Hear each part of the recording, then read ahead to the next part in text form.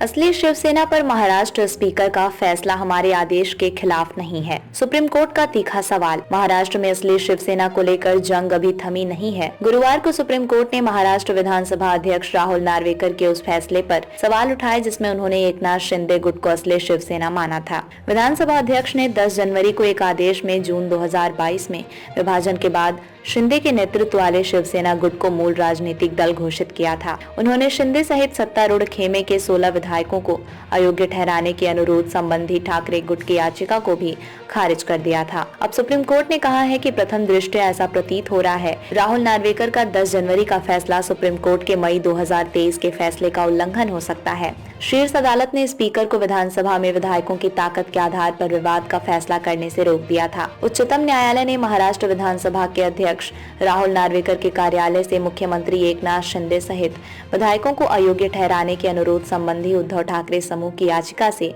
जुड़े मूल original record मंगवाने का निर्देश दिया और विधानसभा अध्यक्ष के फैसले पर सवाल उठाया।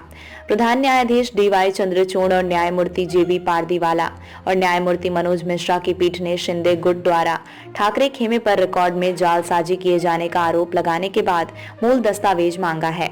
वरिष्ठ अधिवक्ता देवदत्त कामत, कपिल सिब्बल और AM सिंघवी ने मुख्य न्यायाधीश CJI DY चंद्रचूड़ और जस्टिस JB पारदीवाला और मनोज मिश्रा की पीठ को बताया कि नार्वेकर ने अपने फैसले में सुभाष देसाई मामले में शीर्ष अदालत द्वारा दिए गए फैसले का उल्लंघन किया।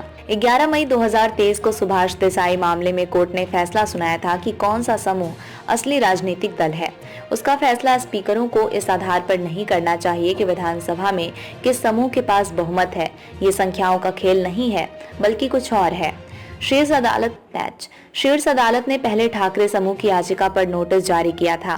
न्यायालय ने शिंदे और उनके विधायकों को 1 अप्रैल या उससे पहले जवाब दाखिल करने के लिए कहा और याचिका को 8 अप्रैल को अंतिम सुनवाई के लिए सूचीबद्ध किया। पीठ ने कहा कि वो याचिका की विचारणीयता के मुद्दे को खुला रख रही है। उच्चतम न्यायालय ने उद्धव ठाकरे गुट की एक याचिका पर 22 जनवरी को महाराष्ट्र के मुख्यमंत्री शिंदे और कुछ अन्य विधायकों से जवाब मांगा था। असंवैधानिक रूप से सत्ता हथिया ली और असंवैधानिक सरकार का नेतृत्व कर रहे हैं। पीठ ने ठाकरे समूह की ओर से पेश वरिष्ठ अधिवक्ता अभिषेक सिंघवी की उन दलीलों पर ध्यान दिया कि दल बदल के बाद विधायी बहुमत और संगठनात्मक बहुमत के बीच अंतर था।